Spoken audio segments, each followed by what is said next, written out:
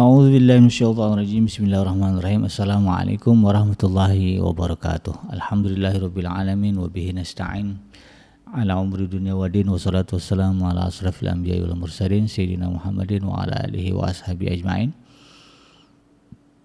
Ya alimullah ma'alimna ma yanfa'una wa anfa'na bima 'allamtana wa zidna ilma wa arana al-haqqa haqqa warzuqna ittiba'ah wa arana al-batila batila warzuqna ijtinabah.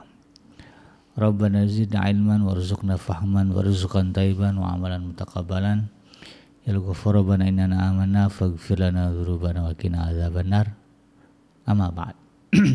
Alhamdulillah, segala puji dan syukur adalah milik Allah, Tuhan semesta alam yang telah menciptakan kita, dan karena rahmat serta nikmat dari Allah Subhanahu wa taala, kita kembali dipertemukan Allah di channel YouTube iDream TV dalam program Hikmah, himpunan kisah dan motivasi hidup, di mana insyaallah kita akan coba ya menggali berbagai hal dalam kehidupan kita untuk kita jadikan pelajaran dalam meningkatkan keimanan dan ketakwaan kita kepada Allah Subhanahu wa taala. Tidak lupa kita baca salawat dan salam, Allahumma sholli ala sayyidina Muhammad wa ala ali sayyidina Muhammad. Assalamualaikum ayuhan nabi wa rahmatullahi wabarakatuh.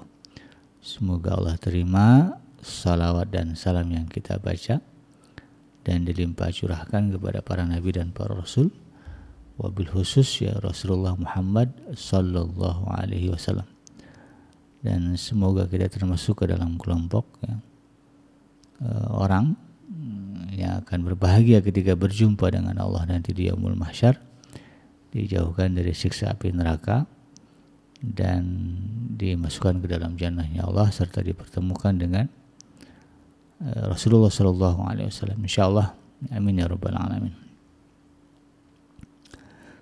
Sahabat hati yang dirahmati Allah di manapun Anda berada, di dalam kesempatan kali ini di program Hikmah, izinkan saya mengangkat satu tema tentang berdikari ya, atau kemandirian di dalam bekerja ya. Istilah kemandirian di dalam bekerja atau bahasa kita adalah berdikari ya. Ini adalah satu hal yang merupakan bagian dari perintah Allah dan juga menjadi sunnah ya dari Rasulullah SAW.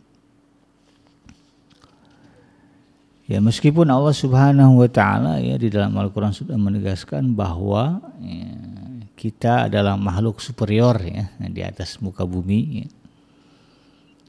dibandingkan dengan makhluk-makhluk lain, karena makhluk-makhluk lain itu ya Allah tundukkan ya untuk kita, sebagaimana yang disebutkan Allah misalnya di dalam surah Al-Mulk ya, bahwa Allah telah menjadikan ya, bumi ya tunduk begitu kan. Di dalam ayat yang keberapa ya disebutkan ini di sini bahwa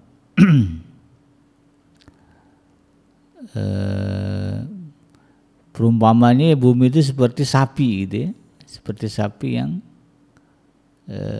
sudah sudah diikat ya, sudah disunat kalau kata peternak gitu, hidungnya sudah dicocok gitu ya.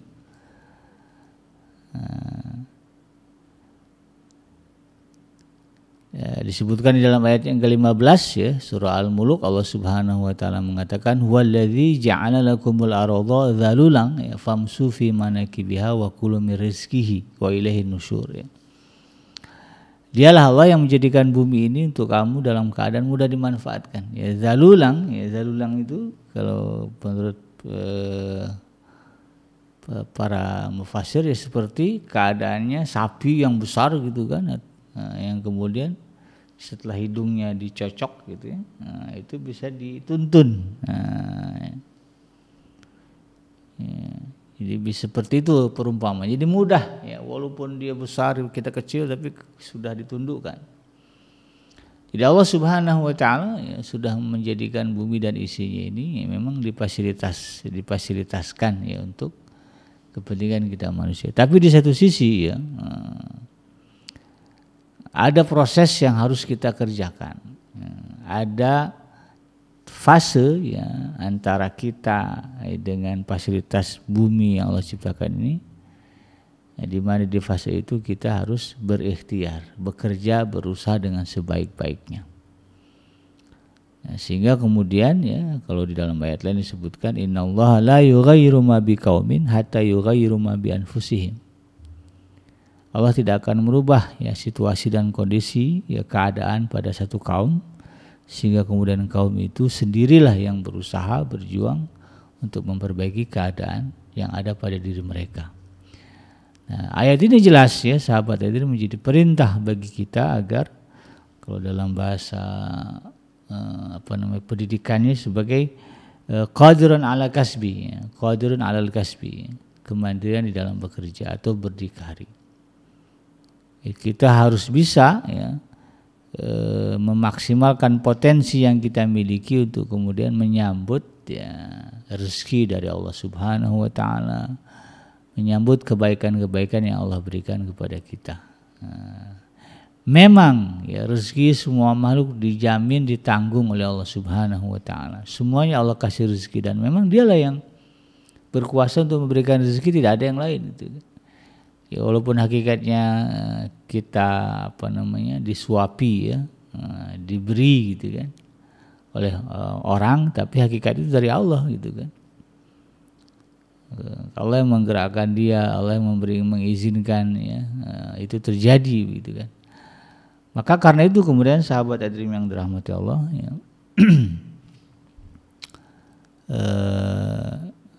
ketika Allah memerintahkan tadi ya bahwa kita juga harus memaksimalkan potensi ya, yang kita miliki, maka jangan diabaikan. Nah, sebaik-baiknya ya Muslim adalah mereka yang mampu berdiri di atas kaki sendiri dan tidak menggantungkan hidupnya kepada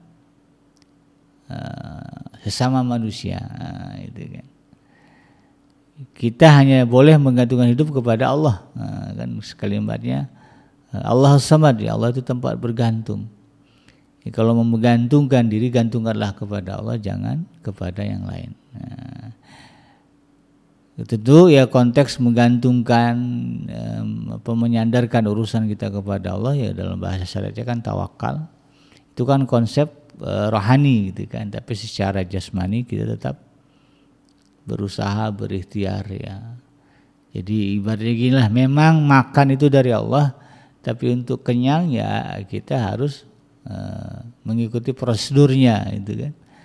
Bagaimana nasi itu bisa masuk ya, makanan bisa masuk ke mulut kita, lalu kemudian kita kunyah telan baru nanti jadi kenyang gitu kan.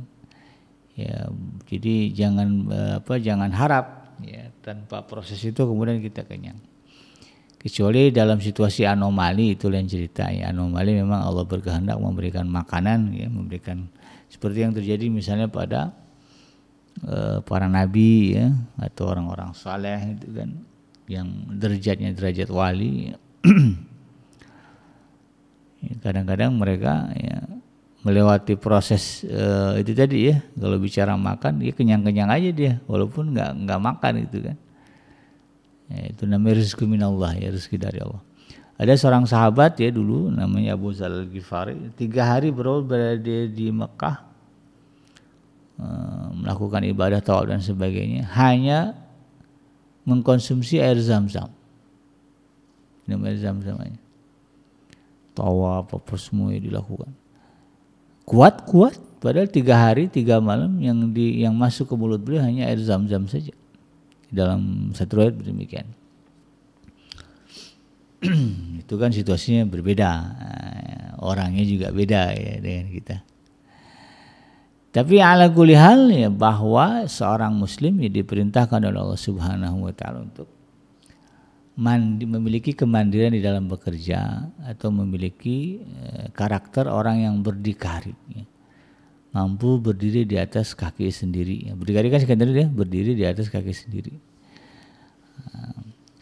Dalam satu riwayat ya disebutkan, saya dapat kisah ini di dalam kitabnya Rijalun Khalifatul Rasulullah ya. Karangan Syekh Muhammad bin Muhammad. di dalam riwayat tersebut disebutkan Sayyidina Abu Bakar As-Siddiq ya, ketika setelah dilantik ya, pada hari pertama menjadi khalifah ya, kan ketika itu Rasulullah wafat, lalu kemudian para sahabat berkumpul ya di aula rapat, lalu kemudian terjadi tukar pendapat terkait dengan siapa yang akan menggantikan Rasulullah untuk memimpin kaum muslimin ketika itu. Ya, orang Ansor maju ya menyebutkan kandidatnya, orang Muhajirin juga maju menunjukkan kandidat. Lalu kemudian ditengahi oleh Sayyidina Umar bin Khattab ya, dan kemudian terjadi kesepakatan bahwa Sayyidina Abu Bakar As-Siddiq lah yang berhak untuk dibaiat. Ya, setelah semua kandidat disebutkan, diadu dengan Sayyidina Abu Bakar oleh Sayyidina Umar bin Khattab ya, ternyata tidak ada yang membantah ya bahwa Sayyidina Abu Bakar As-Siddiq adalah orang yang memiliki yaitu orang yang layak ya, untuk kemudian menjadi khalifah yaitu pengganti Rasulullah SAW. Itu di hari pertama. Di hari kedua ya, Sayyidina Abu Bakar As-Siddiq disebutkan ya, beliau kemudian memanggul ya, di hari kedua atau di hari keberapa saya lupa ya. Jadi setelah beberapa hari pelantikan, setelah urusan kaum muslimin settle gitu kan, tidak ada pertikaian, pertentangan dan sebagainya, jasad Rasulullah sudah aman ya. Ya, suasana berduka sudah mulai terasa hilang ya. Lalu kemudian beliau menyadari bahwa selama itu beliau mengabaikan perannya sebagai kepala rumah tangga untuk memberikan nafkah ya, mencukupi makan keluarga beliau. Apa yang beliau lakukan? Ya, beliau kemudian ke gudang, ya, lalu ya beliau kan pebisnis ya. Lalu masih ada beberapa kain, gitu kan, beberapa gulung kain yang bisa dijual. Beliau panggul, diambil untuk kemudian pergi ke pasar, ya, untuk menjualnya. Ya, ini kan didorong oleh tadi ya, tanggung jawab sebagai kepala keluarga. Dan beliau kemudian tidak menggantungkan hajatnya itu kepada orang lain, tapi beliau sendiri gitu kan, sampai rela kemudian memanggul beberapa gulung kain di pundaknya untuk dijual ke pasar. Dalam riwayatnya disebutkan Sayyidina Umar kemudian melihat itu, beliau terkejut bagaimana seorang pemimpin muslim ya, pemimpin kaum muslim lalu kemudian dibiarkan ya, memenuhi nafkahnya sendiri sehingga kemudian ya, waktunya terbagi gitu kan. Harusnya untuk memikirkan kaum muslimin tapi terbagi dengan kewajiban dia mencari nafkah gitu. Maka akhirnya dibuatlah satu solusi ya, Sayyidina Abu Bakar kemudian digaji ya, mendapatkan gaji dari Baitul Mal ya, sebesar tanggungan untuk beliau dan keluarganya. Jadi berapa orang jumlah keluarganya, ya beliau menanggung nafkah mereka, itulah nafkah yang dikeluarkan oleh Baitul Mal, ya, gaji yang dikeluarkan oleh Baitul Mal. Itu juga kemudian ada beberapa pengurangan, ya, diminta oleh Sayyidina Abu Bakar, jangan nih, kurangi, gitu kan. Beliau tidak mau berlebih, ya. Ya, pas, ya, kurang dikit malah nggak apa-apa, ya, daripada kemudian berlebih. Beda ya kalau kita sekarang justru ya bagaimana? Ya udah dapat gaji mau tunjangan lagi gitu kan, kerja nggak seberapa gitu, rapat tidur gitu. Nah ini kan jelek ya tabiat begini, jauh dari kata saleh. Nah, jadi kalau dipikir-pikir, siapa yang meragukan kesalehan Sayyidina Abu Bakar? Orang saleh ini ya. Tapi bab bekerja, ya, bab memenuhi nafkah diri, tanggung jawab diri, beliau ngikuti prosedur aturan gitu kan. Tidak kemudian masuk ke musola, ke masjid lalu angkat tangan, ya Allah ini keluarga saya belum makan, kasih mereka makan, enggak begitu. Tapi beliau pergi ke gudang, cari kain apa yang bisa dijual, pikul pergi. Nah, ini yang disebut dengan berdikari, tidak menggantungkan ya, dirinya, ya, hajat dirinya kepada orang lain. Apalagi manusia adalah makhluk yang Allah berikan keunggulan dibandingkan makhluk lain. Disebut tadi kita dalam makhluk yang superior. Ya, Allah sempurnakan kebaikan bagi kita manusia dengan adanya otak yang bisa digunakan secara maksimal. Binatang kan juga punya otak begitu kan, tetapi penggunaannya tidak semaksimal manusia. Manusia Allah berikan maksimal. Ya, dia bisa menggunakannya untuk membangun peradaban. Kalau hewan nggak dibatasi, karena kenapa dibatasi hewan itu tadi? Allah sebutkan ya wallazi ja'ala lakumul arda zalulan ya famsu fi manakibiha. Allah tundukkan bumi. Kalau monyet ya, bangsa gorila ya, bangsa primata ya, otaknya bisa dimaksimalkan kayak kita, ngeri kita ya. Ada film di Hollywood ya judulnya Planet of the Apes. Ya, itu kan ceritanya bagaimana ya monyet ya gorila kemudian menguasai bumi ya, atau punya planet sendiri yang jadi budak manusia. Seru juga ngeliat ini. Nah, itu kalau dia bisa, kalau dia diizinkan Allah memaksimalkan otaknya begitu tuh, jadi ancaman bagi kita. Kebayang nggak kalau misalnya harimau ya bisa memaksimalkan otak dia ya, untuk berburu, wah ngeri gitu ya. Nah, dia nggak akan nyari ke hutan, dia masuk aja ke kampung-kampung, lebih banyak lagi dagingnya gitu kan. Tapi kan tidak. Nah, inilah yang kemudian kita harus sadari bagian dari rahmat Allah kepada kita. Nah, bagaimana kita menyadari dan mensyukurinya? Itu tadi, maksimalkanlah ya potensi yang kita miliki untuk menggapai, meraih ya, apa yang Allah berikan itu ya kepada kita dengan cara yang halal. Nah, dari sini kemudian sahabat Adam yang dirahmati Allah ya harus menjadi kesadaran bagi kita bahwa namanya Muslim ya tidak boleh mengemis kecuali memang dalam keadaan ya tidak bisa ngapa-ngapain lagi. Ya, ada situasi yang memang sudah buntu, ya, bekerja sudah ya kan konteksnya memang ya nggak bisa lagi ngapa-ngapain ya, kecuali memang berharap ada orang yang memberi saja. Nah, situasi sudah terdesak boleh. Tapi di luar itu seorang Muslim tidak boleh ya, mengandalkan ya, hajat hidupnya dengan meminta-minta kepada orang lain. Ya, dalam satu hadis ya Rasulullah SAW ya pernah mengingatkan ya, umat beliau dengan kalimat la ya'khudh ahadukum hablahu fayati bihuzmati khatab ala zahrihi ya, fayabi'aha fayakufallahu biha ya, wajhahu khairul lahu min ayyas alan nas ya.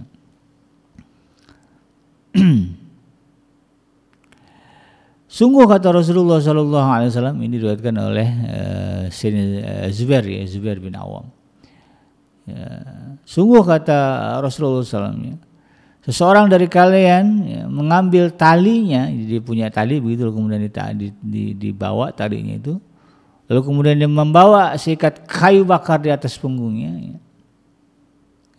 Bihuzmati khatab ala zahri ya.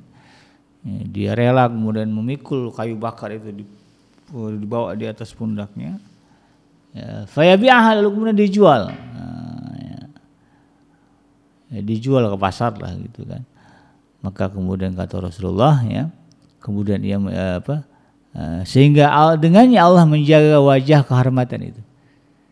Ya, menjaga wajah kehormatan maksudnya daripada minta-minta, ya, itu lebih terhormat kan begitu ya. Maka kata Rasulullah SAW ya, yang demikian itu khairul lahu min ayyas alan nas, lebih baik dilakukan daripada kemudian dia meminta-minta kepada manusia.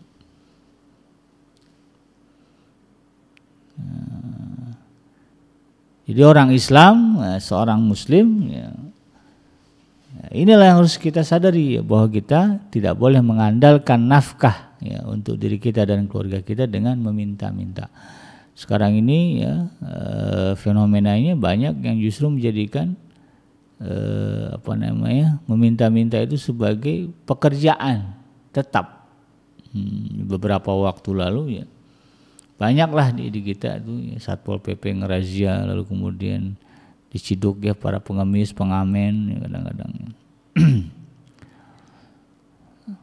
itu punya uang banyak, puluhan juta pernah itu ditemukan. Bahkan ada di kawasan mana di Bogor apa itu, pengemis ya, punya rumah 2, akan istrinya 2 ya, punya mobil, bayangin aja.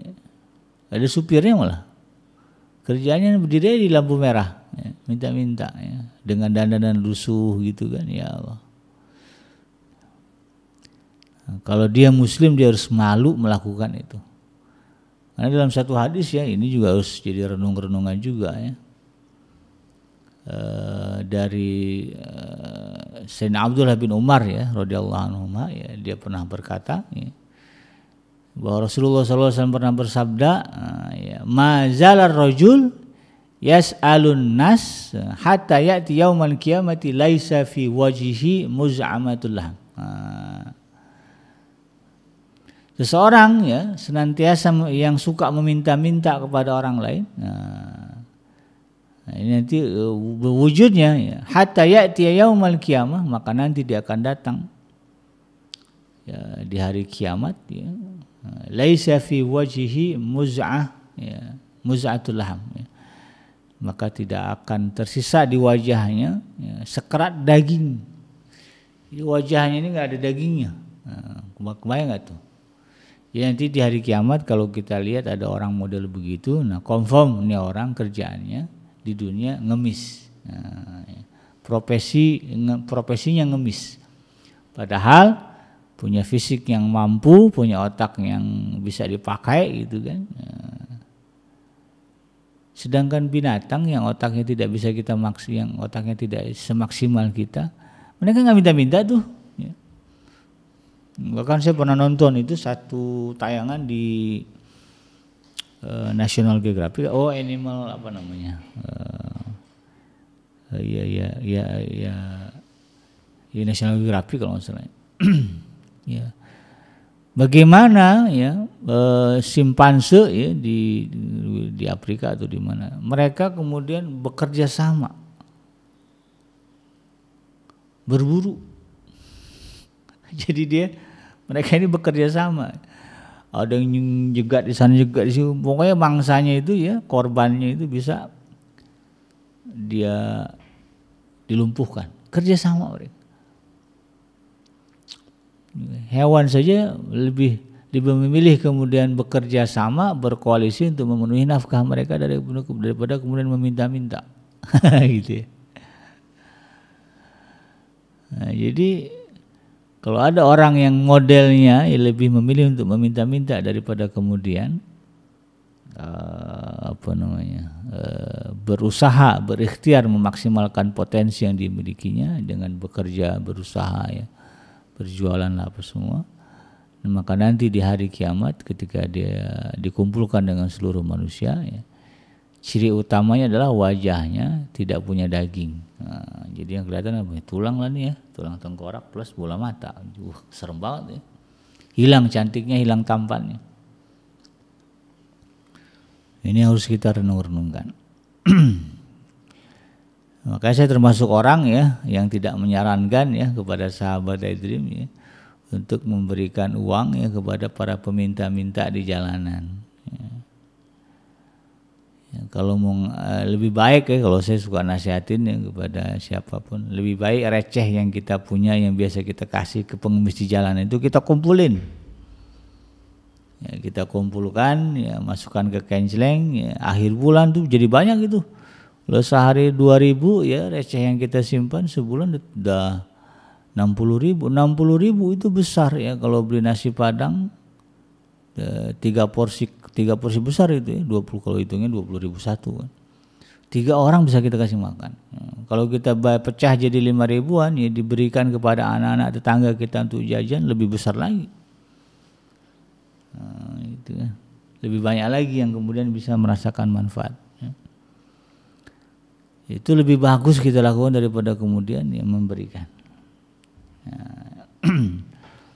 dikasih ke pengemis-pengemis yang nggak jelas. Karena prakteknya itu tadi ya, di kota-kota besar terutama ya, mengemis ini dijadikan sebagai profesi pekerjaan, padahal mereka ya, secara fisik bisa bekerja ya, bisa berusaha, bisa macam-macam lah, tapi ya, dia lebih senang ngemis-ngemis ya, itu kan. Dan ada model sekarang pengemis modern gitu kan ya, di apa namanya, di aplikasi ya, di internet ada yang gitu, ngemis-ngemis juga sama gitu ya. Cuman kita nggak merasa aja ngasih uang, padahal sebetulnya dengan berinteraksi dengan mereka itu sama sih dengan ngasih uang juga itu. Nah, ini harus disadari oleh kita sebagai seorang muslim, bagaimana ya, kita mencontoh tadi bagaimana kisah Sayyidina Abu Bakar As-Siddiq ya. Begitu mandirinya beliau ya, tidak terpikir oleh dirinya untuk kemudian menggantungkan hajat hidupnya, padahal dia jadi presiden, jadi pemimpin. Tidak kemudian menggantungkan itu kepada negara ya, tapi kemudian berusaha ya, memenuhi sendiri.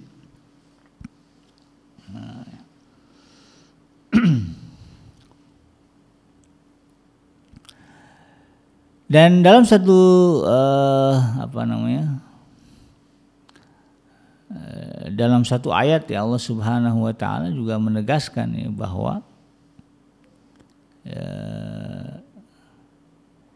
pentingnya berusaha ya, itu ditegaskan di dalam surah Al-Baqarah ayat yang ke-273 ya. Allah menyebut ya, lil fuqara'il ladzina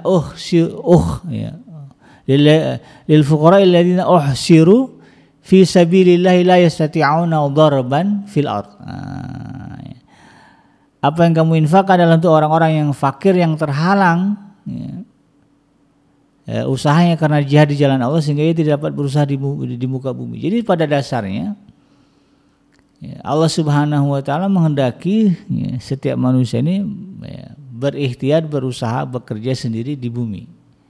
Nah, kalau sudah nggak bisa dilakukan itu ya karena alasan, kalau di sini sebutnya karena jihad ya. Ya kayak Rasulullah kan jelas tuh ya, beliau harus umat ya, memikirkan kondisi umat ya. Kemudian Sayyidina Abu Bakar sebagai khalifah juga sama. Maka dalam konteks seperti ini ya beliau ya orang-orang yang ya pemimpin kita lah katakanlah begitu ya, memang ya harus digaji kan begitu ya, harus dipikirkan ya, kita yang memikirkan nafkah mereka begitu. Tapi di luar itu dia harus memaksimalkan usaha ya, daya yang dimiliki untuk berusaha ya, bekerja, menghasilkan sesuatu untuk diri dan keluarganya dengan cara yang halal, tidak dengan meminta-minta.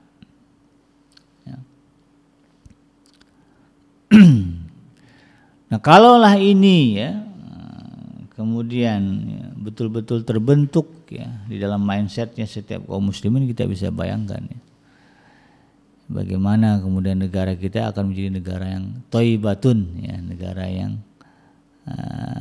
negara baldatun thayyibatun ya, negeri yang baik ya, warabun ghafur, dan senantiasa mendapatkan ampunan dari Allah ya.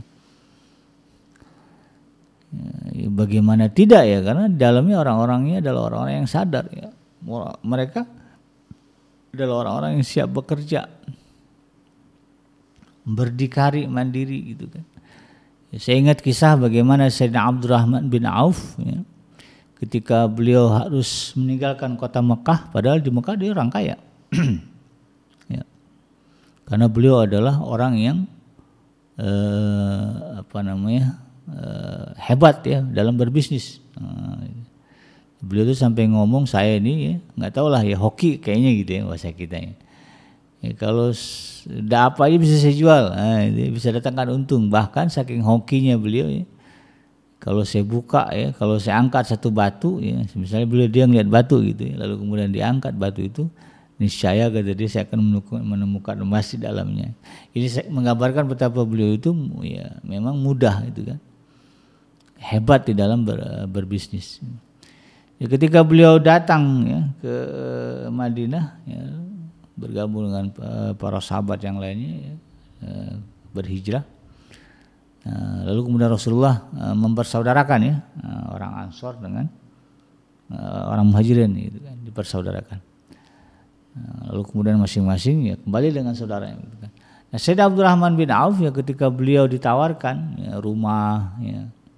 Ini saya punya rumah nih, punya kebun, kita bagi dua. Beliau menolak ya kepada orang Ansor yang menjadi saudaranya. Beliau katakan gini aja deh, ya tunjukin saya pasar di mana.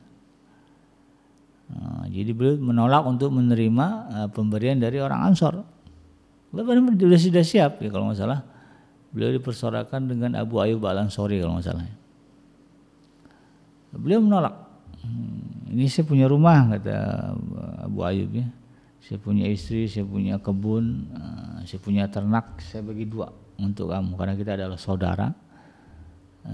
Kita dipersaudarakan oleh Rasulullah SAW. Tapi beliau menolak itu. Beliau katakan tunjukkan saya kepada saya di mana pasar. Akhirnya ditunjukkan ke pasar. Ya, sepekan kemudian beliau udah punya lapak sendiri. Ya, udah punya lapak sendiri. Beberapa bulan kemudian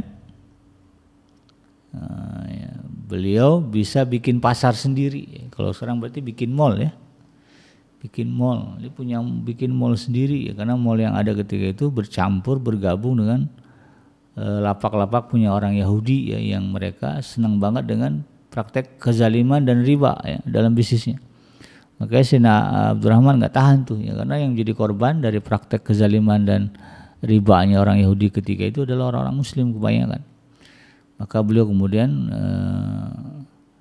membangun satu mall baru, pasar baru yang di situ betul-betul bisnisnya ya dijalankan atas dasar syariat Islam. Bahkan beliau tidak menetapkan sewa lapak gitu ya, tapi sistemnya bagi hasil. Kalau untung bagi hasil, kalau rugi nggak usah bayar. Misalnya nyewa tuh ya di lapak beliau, ya udah jalan dagang aja dulu.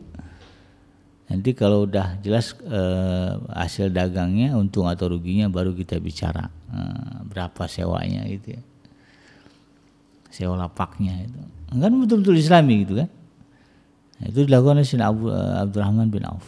Ya, kekayaannya banyak. Nah, kita ya harus menjadikan itu sebagai pelajaran bagi kita, bagaimana kemudian ya kita juga tidak menggantungkan ya kebutuhan kita ya, kebutuhan keluarga kita dengan kepada orang lain atau meminta-minta ya, tapi gunakanlah kepandaian kita, potensi yang kita miliki ya, untuk kemudian bisa menghasilkan nafkah ya. Ya kita kita dikasih orang misalnya kan, tapi pemberian itu atas dasar pekerjaan, bukan atas dasar belas kasih gitu. Ya, ada yang kita kerjakan. Nah, lalu kemudian beliau orang itu memberikan kita uang, memberikan kita gaji. Nah, ini yang harusnya kita suburkan. Ya. Nah, jadi ini merupakan bagian dari perintah Allah Subhanahu wa taala dan juga bagian dari sunnah ya Rasulullah sallallahu alaihi wasallam. Kita tahu ya di dalam riwayat ya bahwa Rasulullah sallallahu alaihi wasallam adalah pebisnis ya. Beliau pedagang, tajir ya. Yang mengelola bisnis ya, komoditas yang dimiliki oleh Sayyidah Khadijah istri beliau. Jualan Rasulullah itu bukan kaleng-kaleng ya, pedagangan antar negara itu kan, karena beliau tidak hanya berjual di Madinah, tidak berdagang di Mekah ya, tetapi pergi ke Syam, kan beda-beda negara itu ya. Nah ini yang kemudian kita harus pahami ya, dan menjadikan ini sebagai spirit ya bagi kita dalam memenuhi kebutuhan diri kita dan keluarga kita. Nah karena itu kemudian kalau berbicara bagaimana membentuk kemandirian ya di dalam bekerja atau juga sifat atau karakter berdikari ini, nah ini penting ya terutama bagi kita yang ya udah lewat masa remaja ya sekarang udah tinggal memenuhi kewajiban ya sebagai seorang ayah, itu sebagai seorang suami. Ini harus dipikirin ya, bagaimana kemudian anak-anak kita tumbuh dan berkembang tidak menjadi orang-orang yang suka meminta-minta, atau pada akhirnya kemudian dia menggantungkan nafkah untuk diri dan keluarga dengan meminta-minta. Ya, di dalam surah Ali Imran ya Allah tegaskan, ya wal yahsal ladzina law taraku min khalfihim dzurriyyatan di'afan khafu 'alaihim falyattaqillah. Ya, hendaklah ya orang-orang beriman itu takut ya bahwa mereka akan meninggalkan generasi yang lemah sesudah mereka. Dzurriyyatan di'afan ya. Zuriyah anak cucu yang lemah. Ya, lemah tentu macam-macam ya, ada lemah secara rohani, secara jasmani ya. Ada juga lemah secara rohani. Dua kelemahan apapun ya kita antisipasi. Jadi kita sebagai orang tua ya diperintahkan Allah wajib untuk mengantisipasi agar anak-anak kita ketika mereka dewasa tidak kemudian melakukan pelanggaran-pelanggaran syariat ya. Salah satunya dengan menjadi pengemis gitu kan, peminta-minta. Maka kita siapkan ya anak-anak kita ya, agar mereka kemudian nanti memiliki skill. Nah, jadi ini juga menjadi amanah bagi negara ya. Ini ya, saya titip lah ya kepada anda-anda ya yang diamanahi jabatan di negara untuk kemudian memikirkan ya bagaimana kurikulum pendidikan di negara kita sifatnya itu ya. Sifatnya adalah membangun skill ya pada diri setiap anak didik ya, sehingga ketika lulus sekolah, kalau sekarang kan wajib belajar 12 tahun misalnya. Lulus SMA, lulus SMK, lulus aliyah gitu ya. Kalau mereka enggak kuliah lagi, mereka sudah bisa mencari nafkah sendiri. Mereka sudah punya kompetensi ya, kemampuan, skill untuk memenuhi nafkah diri dan keluarga dia. Itu kan. Ya. Kalaupun dia tidak bekerja, dia bisa menciptakan lapangan pekerjaan sendiri. Ya, itu skillnya harus sampai ke sana gitu kan. Ya, bukan begitu lulus sekolah bingung mau ngapain ya.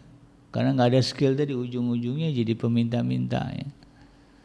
Ya, kadang-kadang ya dengan cara yang naif lah gitu ya, bawa bayi, bawa anak gitu yang masih kecil-kecil, nggak tahu anak siapa, padahal nggak disewa itu ya. Nah ini tidak benar. Jadi kita harus memikirkan itu. Bagaimana anak-anak kita nanti ketika dia dewasa ya, dia menjadi pribadi yang berdikari atau memiliki kemandirian di dalam bekerja.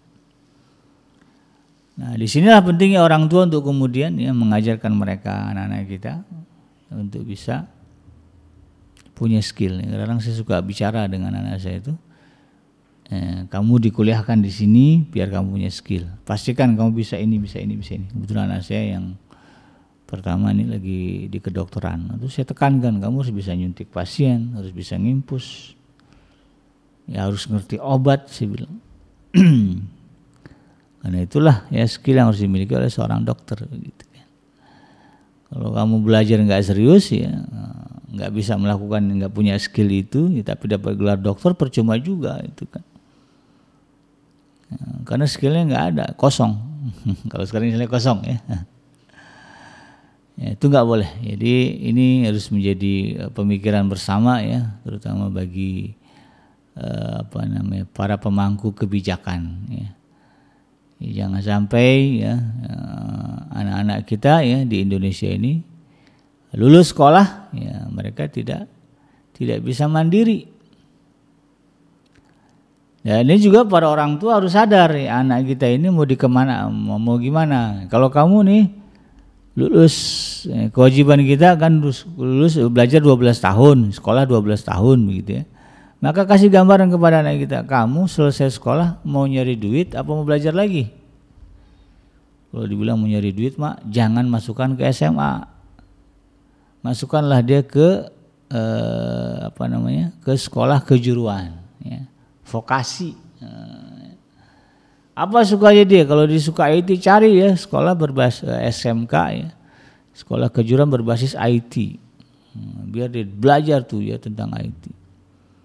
Sehingga dia punya skill ya, bisa servis handphone lah ya apalah gitu. Itu dia bisa bisa bikin mendesain apa gitu kan. Maksimalkan itu. Kalau dia bilang saya sukanya otomotif, ya cari tuh SMK kejuruan yang basisnya adalah itu tadi. Otomotif bengkel, sehingga nanti lulus sekolah dia bisa bikin bengkel atau kerja di bengkel. Kalau saya mau jadi guru ngaji, ya udah masukin pesantren ya, atau masukin aliyah, gitu kan. Tapi sekarang ada juga tuh ya, nggak tahu nih lagi dibangun apa sudah ada madrasah aliyah kejuruan. Ini mengambil segmen di mana dia menawarkan ya SMK kejuruan ini menawarkan kepada para orang tua ya anak didik yang punya skill berdasarkan kejuruan tadi plus dengan pengetahuan agama. Itu ya.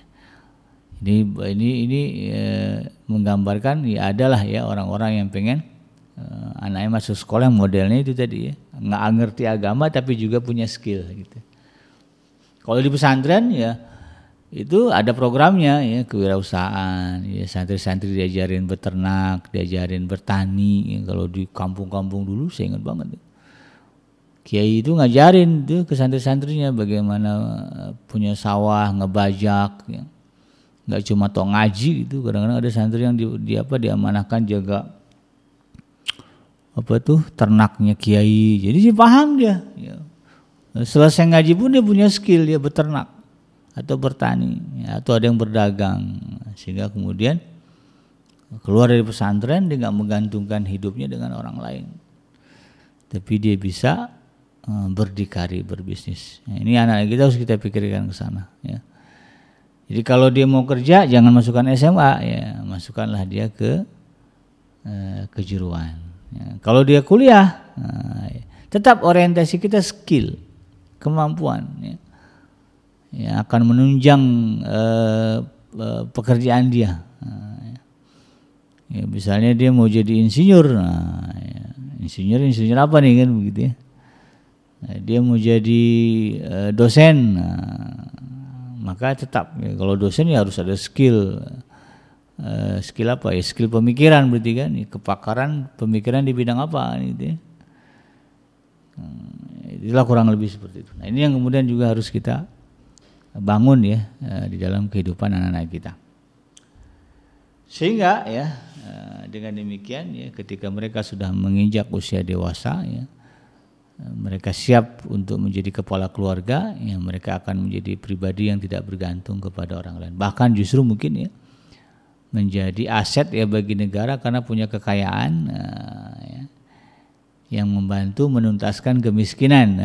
Gitu. Sekarang saya senang tuh nonton video-video ya influencer ya yang punya kelebihan harta lalu kemudian mereka bikin tayangan gitu ya, bikin konten tentang berbagi.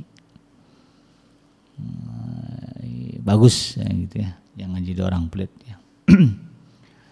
Yang benar datang dari Allah Subhanahu wa taala dan yang salah semata-mata lahir kalfa dan kegelapan saya pribadi, saya bikin pamit undur. Subhanaka Allahumma rabbana wa bihamdika asyhadu an la ilaha illa anta astaghfiruka wa atubu ilaik. Walhamdulillahirabbil alamin. Assalamualaikum warahmatullahi wabarakatuh.